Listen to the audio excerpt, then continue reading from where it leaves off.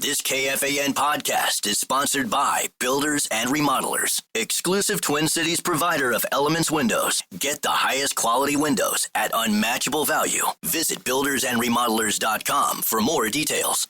Hey, friend, I know how this feels. Waking up exhausted after multiple trips to the bathroom and feeling embarrassed by sudden leaks. I used to be constantly on edge, searching for a restroom whenever I was out. Then I discovered Better Woman. I was skeptical at first, but 2 months in, everything changed. I experienced improved bladder control, no more heart-stopping moments when I laugh or sneeze, less urge to go, deeper and more restful sleep. I finally felt like myself again, confident and in control.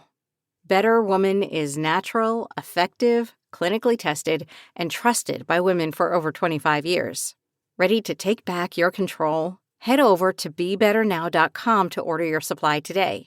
That's BeBetterNow.com. These statements have not been evaluated by the FDA. This product is not intended to diagnose, treat, cure, or prevent any disease. Use as directed. Individual results may vary. Fan.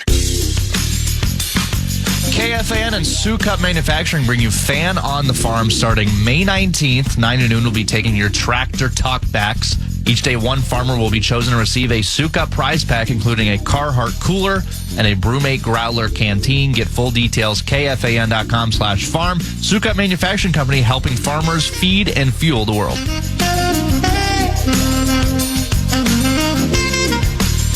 My clock maintenance is absurd today as we begin the 11 o'clock hour at 11:07. Dave Sinykin in for Paul Allen on this Friday Football East, as a texter was smart enough to call it. Sinykin, Blakemore, and now very happy to be joined by Dane Moore of the Dane Moore podcast, longtime Wolves scribe and broadcaster in studio and getting the star treatment because we're on video right now. You can watch us at KFAN.com.watch. I should have given you the heads up to trim the beard a little bit, make sure the eyebrows are waxed. So surprises are great. Great to officially meet you for the first time. Yeah. Listening to you for a long time. Love what you do. I know it was a late night for you because you posted a podcast right after the game, as you typically do, right? Yeah. We're doing that for the playoffs. Myself and Britt Robson and Kyle Teige, and we've been traveling around. I was saying to you before we got started, normally doing shows the next morning, you get back after the game, go to bed, wake up, have some coffee, but sleep out of the bed, get your thoughts together. Yeah, exactly. Yep. No thoughts together. So these ones have been a little bit more chaotic as we react. I mean, these two games have been crazy, right? Like what happened in game one, and you're like, what the hell is going on here? And then last night, I don't know. It was a complete opposite. Well, let's start with that. How much of a sense did you get after watching last night's performance that, okay, that's more or less the team I remember watching for most of this year? I feel like they're still not playing an A game yet, and hopefully we will see that. But what did you see last night that made you feel a little bit better about what they're doing right now? I think what made me feel better about the Wolves winning this series was less so about what they could do last night and what Golden State pretty clearly couldn't do. Mm-hmm. And, we kind of knew that going into this game, that was the question, right? Is what is this team going to look like without Steph Curry? And I just kind of came into it thinking, like, how are they going to get 100? I know that's kind of like reductive and simplistic way to look at it, but, even if you want to give Jimmy 30, 35, like, I was like, okay, can Buddy Hield do this again? Can somebody else step up? And I just think they're pretty limited in the ways that they can score offensively. And I don't know. I think if you're a Wolves fan, I think the series is over. Do you? I really do, yeah. I felt the same way coming out of game one. And I had Trent in Wednesday. He said, no, you can't. They got a good coach. They got Hall of Famers. Sure. They got role players and defense can win on any given night. So he slowed my roll, but I'm kind of where you are. I don't see them beating this Wolves team 3 times without Steph Curry. And they might get him back late. Yeah, I mean, it's no disrespect to obviously what Draymond and Jimmy and that the culture that they have there, but there's just realities of situations of that team is so built and all of the players are built to fit around Steph Curry. Yeah. And I think like good examples like Gary Payton and Kevon Looney are good players when they're playing next to Steph Curry. Mm-hmm. But even you look at it like Looney played 3 minutes last night and Payton played 11 because when Curry's not out there, they need more offensive type of players to replace Kerr, and they don't really have that, or they have to go to lesser caliber of players to come into the game. And you compare that against the Wolves' depth with, Nas, Nikhil, and Dante, who all actually stepped up and played really well. Yep. I mean, it's no contest there off the bench.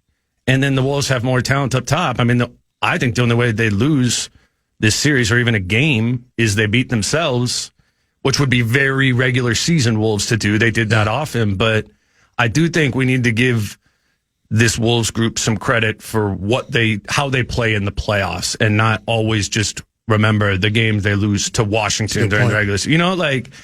I was on that boat of like, this team is inconsistent, unserious a lot of the time, but if we isolate for the playoffs, they are a pretty serious, connected, focused team that when they have an advantage, they take care of the advantage. And I just feel like in this series, they have now without Steph, have a margin of advantage in this series. And they've been more dependable away from home, it feels like, this season, right? They go on the road and they feel like they're more connected, and we see, I feel like more often than not, a much more focused effort for whatever reason this year. Yeah, it's. I remember asking Finch about that on the road at one point this season. He was like, "Look, it's just no distractions. Like when you're on the road, he calls it the bunker mentality. But like, just practically, they're just in the hotel. They're just in the hotel. They're at practice. This roster, I mean, like 8 of the guys on the team are like young dads, right?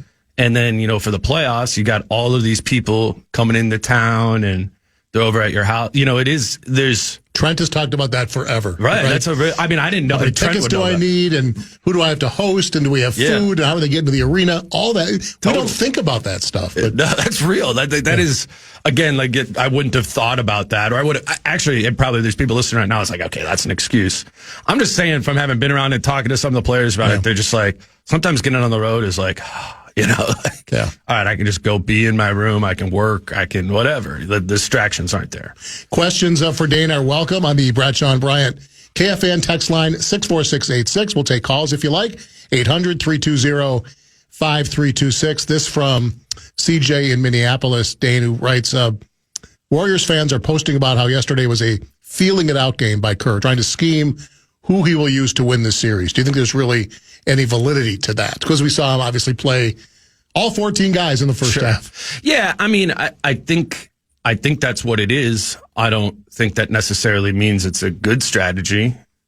Like I thought of it as very similar to what JJ Redick did in the second half of Game 4 in that series, where he didn't play any bench guys. Right. It's ultimately a desperation strategy, even if it's a good strategy. I think the Lakers were scrambling at that point in the series, and I think that was Kerr starting to scramble at this part of the series. Not that, but that scrambling was necessary, right? That just like the Lakers, whenever they were going to the bench and they're playing Jackson Hayes or Jordan Goodwin or Jared Vanderbilt, they're just losing those minutes. So JJ was like, all right, hone it down to 5 guys. And the same thing's happening over there. Kerr started Quentin Post last night. Didn't even know who he was. Yeah, right. And I watch a lot of NBA. Never heard of the dude. Yeah, I mean, I think that's a perfect example of how they're desperate in this series. They're like, all right, we don't have enough size to guard the Wolves' big front court, so we need to start a big. They don't normally start a big. Draymond's normally their 5, right? And so you look at it, and the 2 centers they have on their team are Looney and Post. And Looney can't shoot.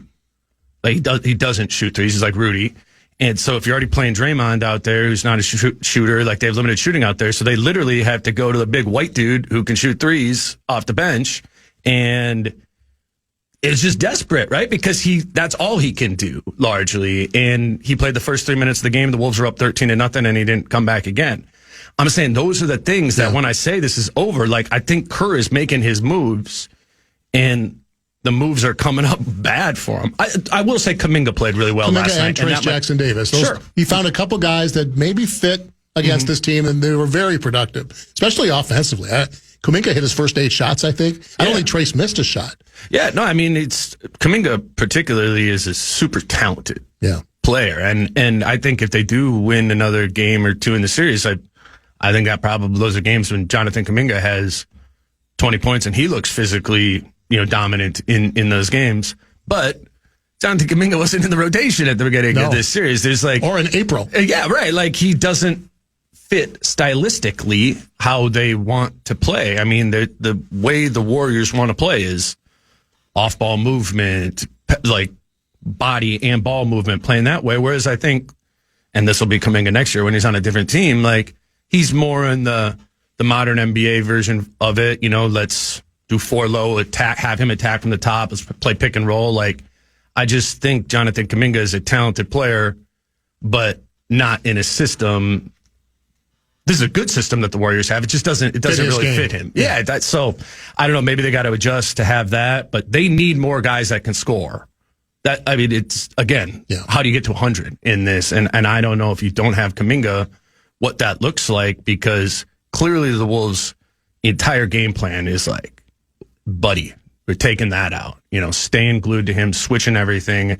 None of this split action, pin down, whatever. He comes flying off screens and can fire threes. Like, their whole thing is to take that away. So which they did. Mike Conley did a great job of that. So I think that's repeatable. Where does it come from? And I think Kuminga is the one answer you could point to. Because it doesn't look like Jimmy Butler wants to be. And granted, McDaniels is doing a great job locking him down.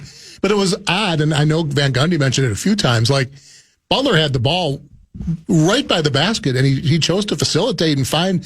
He took 13 shots. And if you don't have Steph Curry and you're Jimmy Butler in the playoffs, right? If you're not shooting it 20 times, you're not giving your the team a chance. Yeah, I think what Jimmy does is when he has to turn up his usage, particularly at this age, and always, and he's very good at this, is get to the free throw line. And so that's what he's doing, where you're saying, like, he's getting down to 5 feet and he's kicking it out. Well, what happened before he kicked it out? Pump, lean in. He's trying to get fouls there. And so if Jaden can play disciplined on him, Jaden doesn't need to jump on that. Jaden's got 4 or 5 inches on Jimmy, stay high. I mean, I think Jimmy got Rudy once or twice on a couple of those, but just stay down. He's not gonna be able to make 20 shots on you. He might be able to get 20 free throws on you. So just if they have a disciplined approach, it'll be interesting to see how Jimmy approaches. The next game, because I do think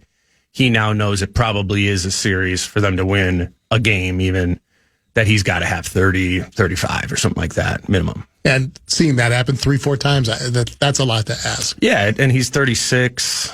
Is he 36 now? Yeah, I think so. Yeah, I mean, Jimmy's very good. Like, I don't think he's like 36 on the way. Like, no, he's got a couple years left for sure. And he signed for this grouping is going to be together for at least a couple more years. Yeah, I just think what happens as you move into mid to late 30s in this is it's, even if you are in very, very good shape, as Jimmy is, as LeBron is, as Mike Conley is, it's the stamina and it's the, like, you can't, like, Ant played for 18 straight minutes to start the second half last night. I don't think ankle warm. Yeah, right. Yeah, like I just don't think once you're in your late 30s or 40 if you're LeBron that you just have that physical stamina to be able to go. And that, again, that's another reason. Like, if I'm trying to paint the picture for how the Warriors win, I feel like Jimmy needs to play 40 minutes and give you 40. And I'm not sure that that he can do that at this age and with as little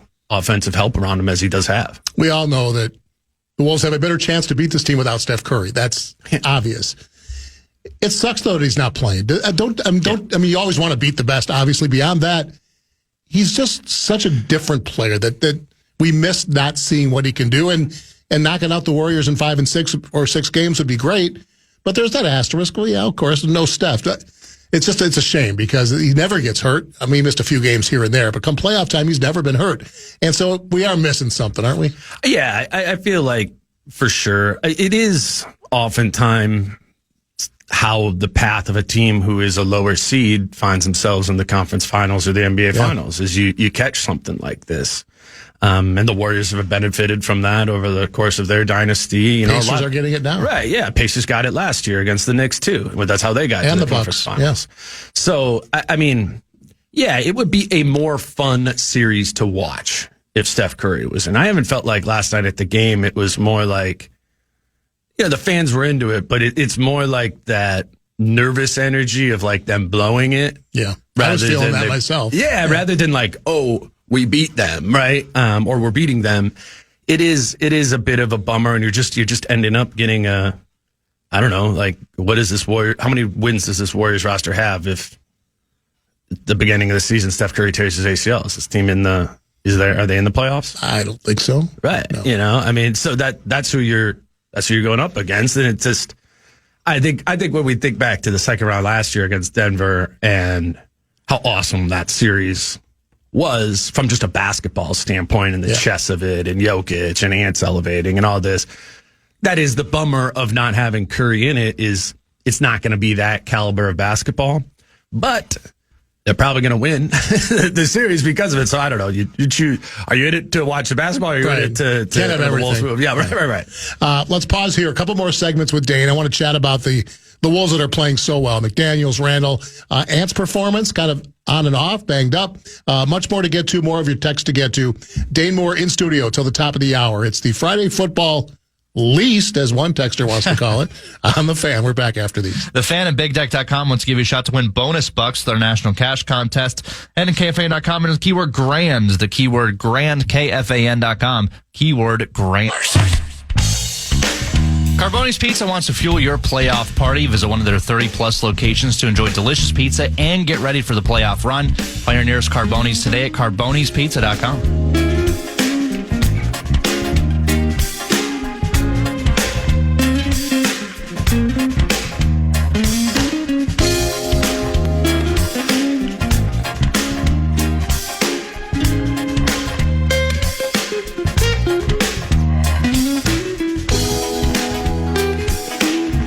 Back 11:27 on a Friday morning. Sinykin in for PA. Dane Moore of the Dane Moore podcast, which you can listen to everywhere, right? Is it everywhere? The internet. Just find your favorite streaming service and check him out. He, Kyle Tighe, Britt Robson do an amazing job night in, night out, day in, day out, covering the Minnesota Timberwolves. They've already posted their podcast following last night's game.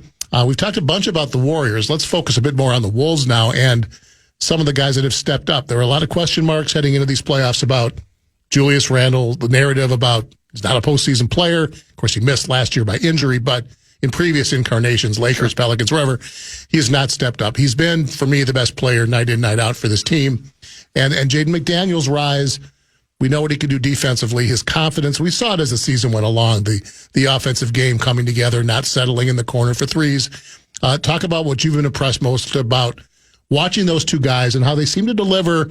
You know, if Ant's struggling, if somebody else is struggling, doesn't matter. Those two guys seem to have been constant so far. Yeah, let's start with Jaden. I think we're going on like 6 of the 7 good games. Jaden's been awesome. I mean, and I think Julius he struggled in game 1 against the Lakers and game 1 against the Warriors, but 5 good games. They have been more consistent than Ant. You know, I mean, I think Ant's, we say Ant maybe has had 3 good games of the 7, thus far, maybe 4. But Jaden, what I love about what Jaden is doing is it all seems so repeatable, and particularly the offensive stuff. And you're talking about letting go of just being purely a corner shooter. I mean, that really shifted in January when Julius got hurt and was out for 20 games. You saw Jaden take on just one more offensive usage, right? Because you're missing Julius Randle there. But he started playing more as a skilled big, I thought, and less like a wing, looking to impose his physicality. And what that looks like for Jaden, his physicality is height, right? And he's often, a lot of times teams will even stash a guard on him or whatever defensively. And that gave Jaden problems earlier in his career. He'd get left open in the corner and he'd shoot 1 of 7 from 3. But Jaden's now all right, you want to try and hide Trae Young on me? You want to try and put a little guy on me? I'm putting him in the basket, or I'm getting to 6 feet. That's really been his thing, right? Yeah. He's drives from there 6 feet, and he's I'm just going to pull up over you, my elbows on your head, and he's hitting that shot consistently. I mean, Jaden's he had 16 last night. He's averaging 16 a game for the playoffs, not with a ton of usage. He always does it 10 shots last night at an efficient clip. So I think that's the new of Jaden McDaniels. There's consistent offense, which elevates him to a whole nother realm of player, because I don't know if it's because he's so quiet or whatever it is. But he never smiles either. He does, of course. Doesn't talk either. But there's something I feel like about defensive players are the ones that we crown as the best defensive players. They're loud. Draymond, right? Yeah. Or Mutombo waving the finger. Caruso on the Thunder right now is awesome, and he's just a loud player. Like, Jaden is silent but deadly. And I really think what these playoffs are highlighting is this might be one of, if not the best perimeter defender in the entire NBA. And he doesn't get that acclaim. I mean, we both watch a bunch of the rest of the NBA, and guys like Caruso and Lou Dort and whatever stand out. I'm just not sure there's much of a gap. I don't think it's fair to say that as great as Lou Dort is as a defender and was up for Defensive Player of the Year, I'm not sure what that delta is from him to Jaden. So if you're getting some of the best defense on the perimeter in the NBA, plus a guy who's giving you an efficient 16 a night, like, we're talking about that's a good special, third wheel on a championship team. Like, really, really good third wheel. And I just feel like that's kind of, taking in a little bit more of like national content and stuff like that this time of year. And I don't feel like he gets the flowers that he deserves for the player that he's become, because he's honed this in. The fouls are down defensively too. I don't think he picked up a foul till the fourth quarter last night. That's nice. He'd go to the bench all the time. 2 fouls in the first 4 minutes. And he's down. Looks like he wants to rip his shirt off. Yep. He's not pounding the concrete, breaking his hand anymore. And he's grown up. And that's a big part of it. Yeah. John Krasinski wrote a really good column this morning. I'm sure you've seen it on The Athletic about the tone Mike Conley set last night defensively. Now, he was only a +2, I think. If you look at the whole game, it didn't really matter. What he did early was let everybody know that he's out there giving Buddy Hield. I'm going to make sure I make things difficult, and how the tentacles kind of spread, the impact that had. 100%, dude. I mean, it was like a press corner. Yeah. Al Harris. So, right.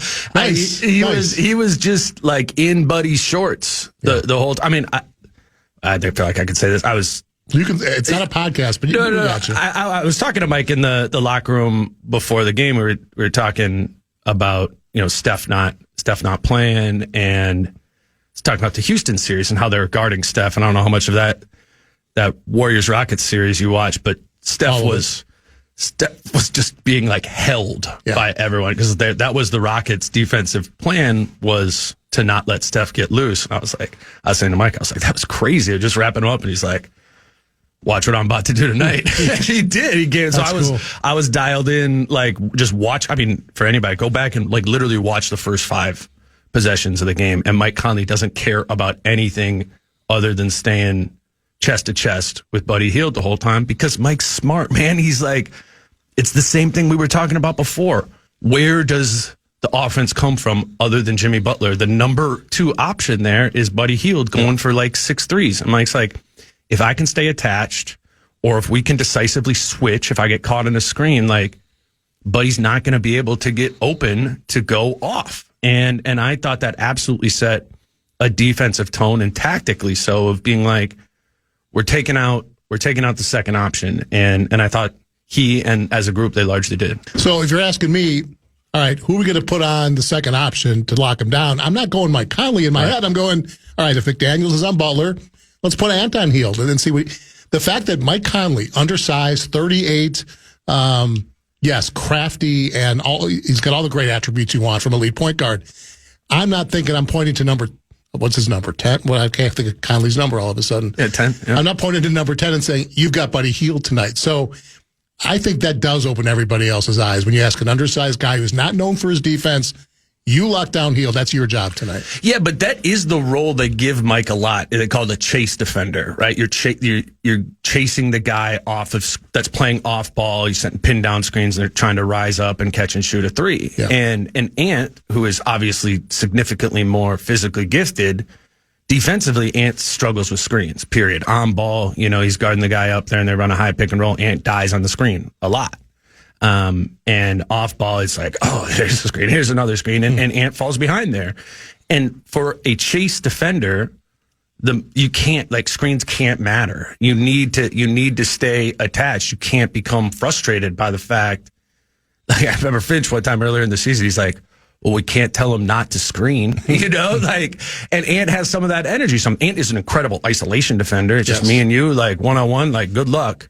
But you start bringing a screen in there, and it's problematic. It's why Ant shut off Austin Reeves in the first series, because that's his game, right? That's it's an isolation defender. So he turned that water off. I think it's just more broadly, to Finch's credit, an interesting strategy that they deploy where they don't always put Jaden. They don't always try to turn the water off of the best scorer. Think back to the Denver series last year. They're like, all right, like, we're going to live with Jokic doing his thing. We're going to try to defend it with Kat. We're going to try and bring Rudy to help. But our plan is we're putting Ant on Jamal Murray, and we're putting Jaden McDaniels on Michael Porter Jr., and we're shutting that water off. And that's what they did in that series. And like, all right, Jokic can go for 45, but where's the other 50 coming from? And if it's not one of those, are their second and third options. So it's just like an interesting tactical approach that I feel like Finch brings, where he's like, we don't necessarily have to put our best defender on the best scorer. And part of that is because they have such a depth of good defenders. Yes. But he gets really tactical about, no, we're taking this one out. And it was Buddy Hield last night. It was Reeves in the first series, and we can go back to the playoffs last year as well. I mean, this team has an incredible depth of perimeter defenders, Mike Conley included. They all do different things. Conley's good at that. You put him in isolation, you'd be in trouble. He has been in trouble. But they have a good feel for cycling through DiVincenzo, Alexander Walker, McDaniels. I mean, there's a good Not too group. many teams have that kind of depth defensively on the perimeter, for sure. All right, we'll take our final pause. I want to get your thoughts on Ant's offensive game and what we've seen in this series, how concerned you are as we go forward, and quickly on the other three series. Two of them resume with Game 3s tonight. Final segment, Dane Moore in studio. We'll wrap it up after these.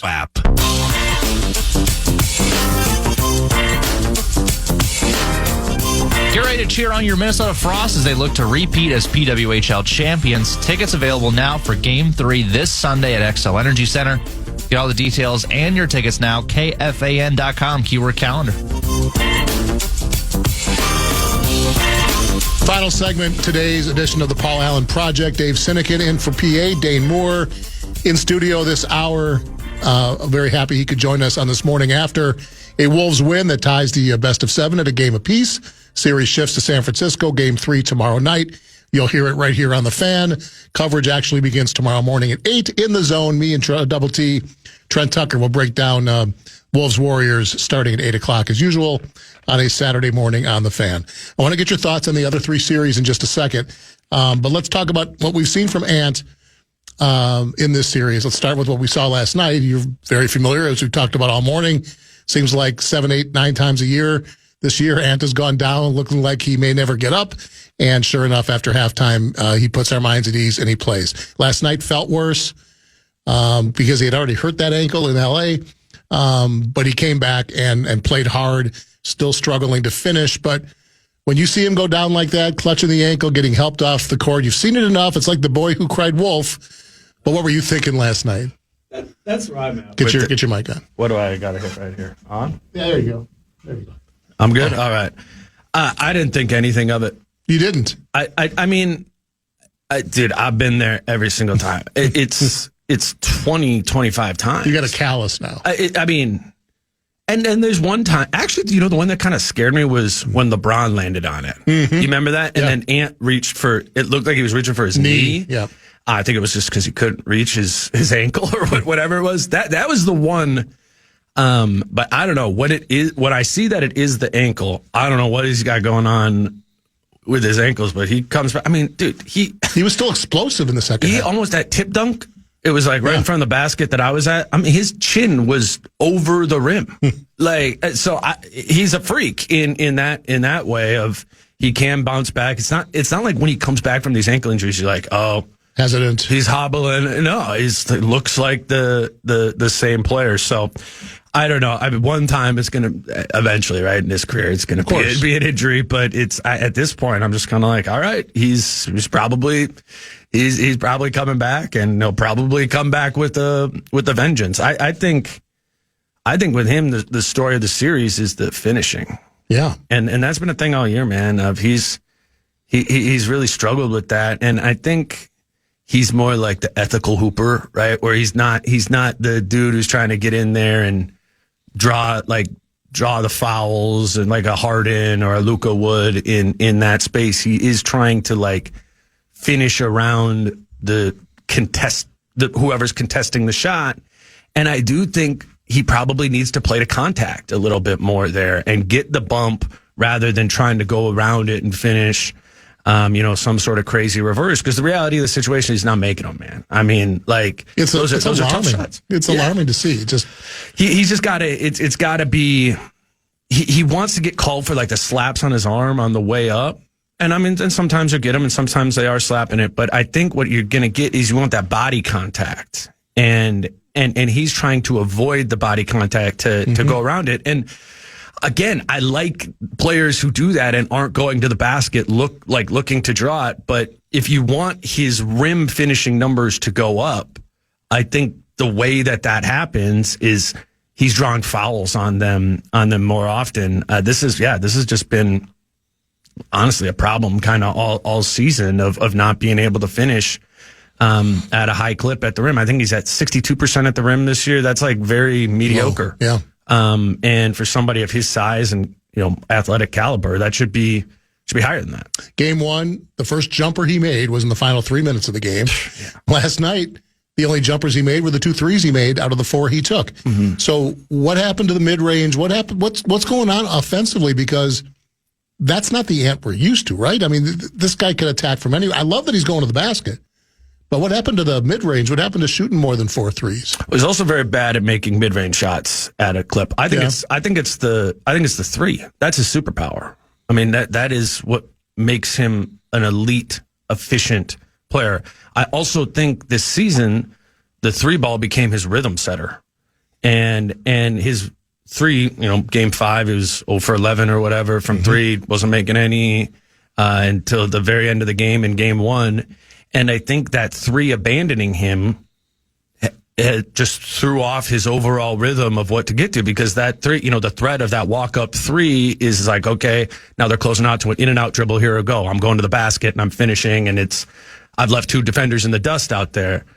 If he doesn't have the 3 to set it up, then it just gets a little more wonky in the middle of the floor, and he's taking not only mid-range jump shots, but bad ones. Like, I don't mind if Ant comes in 1-2 rhythm dribble, it pulls up from the elbow. Like, he gonna hit that at a high clip. Yep. But the largely, you want him taking those 3s. That's what he is best at offensively. It is not dunking. It is not anything else. It's that he can shoot 10 or 11 threes in a game and hit them at an over 40% clip.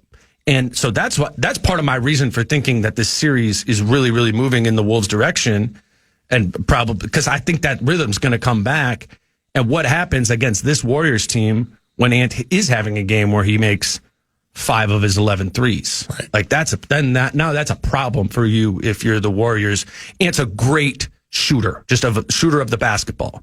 So I don't think that this sustains much longer and he gets back to knocking those down, and that opens up the rest of the game. And maybe seeing some of the guys off the bench finally hit some, because it was so nice to see Na and Dante finally get a few to fall. We had 10 threes among the 3 guys off the bench, and that's a formula that makes this team really hard to beat. Totally. I mean, and that plays off of Ant too, and Julius, right? Like, that's the Wolves' offense, is getting to the middle, drawing 2, kicking out, and either for the first open guy to shoot it right away on a catch and shoot, or swing, and finding a pathway to somebody being wide open for a catch and shoot 3. I mean, this team was one of the best 3-point shooting teams in the league during the regular season. Do you think like the personnel on this team is elite shooting wise? I don't. No. Gobert, Randall, and McDaniels, I'll start for you. Those are not good shooters. Right. What makes this an elite 3-point shooting team is the way that the quality of the threes that they generate, and the people who benefit off of or kind of produce off of that are Nas, Dante, and Nikhil, by Julius or Ant drawing 2, kicking out and finding them there. Getting that back, I think, is huge for the rhythm of the entire group. Got a couple minutes left. I'm curious to hear about what you think about what's going on in the East, where the 2 dominant teams both drop both their games at home. The Celtics, I don't even know where to start with those collapses. Do either of them, do you have a chance to still escape down 2-0 heading on the road? Vegas has the Celtics favorite still. Are you kidding? Yeah. It's like minus 110. I mean, it's like even odds, but that's great. Yeah. I think they might do it too. If you watch those games, they were up by 18 in both of those games in the second half, and they got a little Wolves to them too, where they get threes all up, day long. Threes all day long, and they get a little casual when they get up like that. That's the thing. It's just like I remember watching the Knicks Celtics games during the regular season. The Knicks had nothing for the Celtics. Weren't even competitive. Not even competitive. So that's why it's crazy. I mean, and credit to the Knicks and what they're doing, and they're 1-2 at the Garden. But I don't think that series is over at all. And then the Pacers one's crazy too, because they won both in Cleveland and got the injuries. This is the most open the playoffs have been. It feels really like there for the Wolves. I mean, obviously the Thunder is a really good team, but they haven't proven it. They haven't had to play in pressure playoff situations yet. Feels like it's there if you can get through. There's going to be one weird team in the playoffs or in the finals. It could be the Wolves, or it could be the Pacers or something like that. I think you're right. And when, I don't know, a month ago, we'd be like, what are the odds that it's Thunder versus Cavs or Celtics? Yeah. Pretty high, And that's just not what's playing out right now. It is, since I've been covering the league, as open as I can remember. And, and the Thunder deserve the credit to be the favorites in this, but even they lost their first game at home to the Nuggets. So it's wild out here. What if it's, imagine your podcast numbers if it's Wolves Knicks in the NBA Finals. Could you imagine that? It would be. That would be insane. Absolutely. Cat's been up and down, but he's been pretty good for that Knicks team, kind of when it matters. He's getting his rebounds. He's gotten in foul trouble in a couple games, but he's had a couple clunkers, but he's stepping up. No, it's the same. Yeah, I mean, which is, that is what he was like here, right? Yeah, it is. And he's getting absolutely roasted in pick and roll coverage, fouling all the time, and then making some big shots in the fourth quarter. I've watched that hundreds of times. It's very frustrating at times. Yeah. So, I would bet in game. Do they play tonight? They play tomorrow. They play tomorrow. Yeah. They're going to, that's the thing. It's like if the Knicks are going to move on, it's going to be Carl. And Carl, putting together full performances where he's putting in the work defensively to slow down, Tatum in isolation, or once he gets him there. And then it can't just be Brunson. It's kind of like what we were talking about with Jimmy.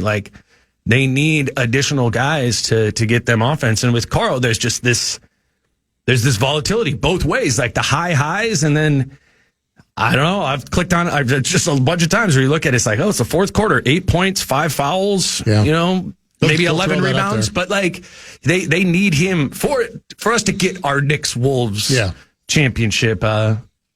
Carl's got to do what we said Carl always had to do here, which is just kind of trim some of that fat off of his game and tap into his elite talent in a 7-foot frame.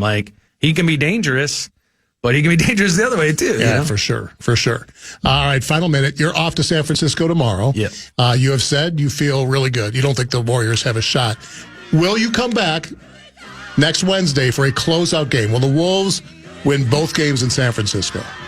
I know I feel like I'm being the homer, what I'm just saying I think that is the most likely outcome of this series. Okay. There's other outcomes there, but if you had to say Wolves in 5, Wolves in 6, Wolves in 7, I think if I had to pick one, I would say Wolves in 5. There's a big gap between. There's no Steph Curry, man. Yeah, I mean, there's no excuses. It's not even me being like the Wolves are awesome right now. I don't think the Wolves are awesome right now. Steph Curry outmakes the Warriors stink. I'll take Wolves in 5 right now. Write it down. Thanks, my man. Really great to spend an hour with you. I appreciate you coming in. Listen to the Dane Moore podcast wherever your podcasts are found. For Dane, for Brett, for Alan. Who else did I have? Alec, I'm out. Have a great weekend. Podcast today's Paul Allen Show, or listen back to previous show and interviews by going to the iHeartRadio app or KFAN.com.